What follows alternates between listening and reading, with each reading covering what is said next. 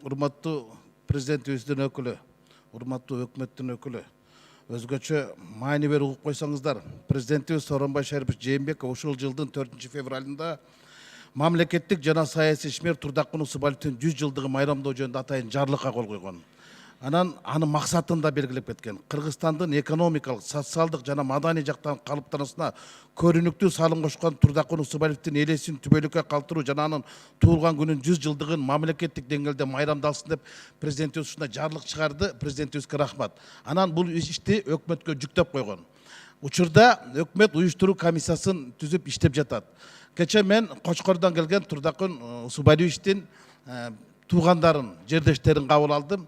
Алардын ачык эле айтайын, азыркы аткаруу бийлигинин ишине нааразы болуп жатышат.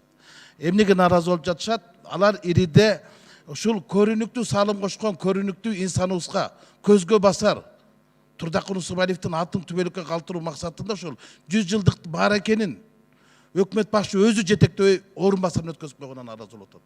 Мамлекеттик деңгээлдеги макамды ишти өкмөт башчы өзү аткарсын да. Былтыркы жылы Чыңгыз Айтматовдун 90 жылдык барекесин Сооронбай Шарипович өзү өкмөт башчы болуп турганда, Сапар Исаков анан Абылгазиев өздөрү башкарганда. Эмне үчүн Турдакмын Усубалиев келгенде өзүнүн орун басарына жылдырып койду? Бул биринчи таарынчы, экинчи таарынчы мэрия, Бишкектин мэриясы эски аянттын атын бере салыптыр. Уят эмеспи? Жаңы аянтты салган кишиге эски аянттын атын берген бул эскилик эмес, бул кемчилик да. Мына Өзбекстандын президенти өзүнүн сунушу менен Өзбекстандын парламентине киргизип, Жизак район областындагы Жизак район Шараф Рашидов аттындагы район кылды. Казактын парламенти 6 мүнөттө Астананы Нур-Султан кылып койду. Хотя тирүү адамдын ашы өрүлбөйт, тирүү адамдын аты өрүлбөйт дейт. Кунаевдин атына көчө бар, Кунаев атындагы академия бар. Былтыр Кунаев атына мечит салынды.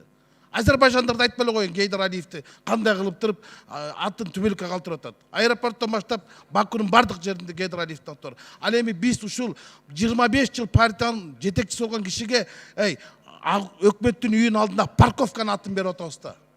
Машина токтотуу жайды ушул мартабалуу мамлекеттик ишмерге кыла турган мамилеби?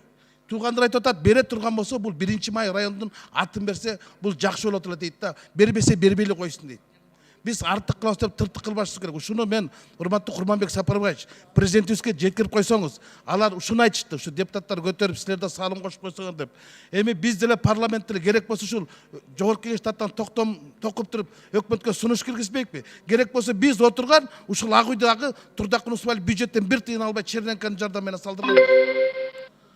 Эми мен экинчи маселеме жетишпей калдым, Солтан Сарымович анан процедурадан чыкканда айтам, урматтуу президенттин өкүлү, өкмөттүн өкүлү ушуну жеткирип коюңуздар. Рахмат.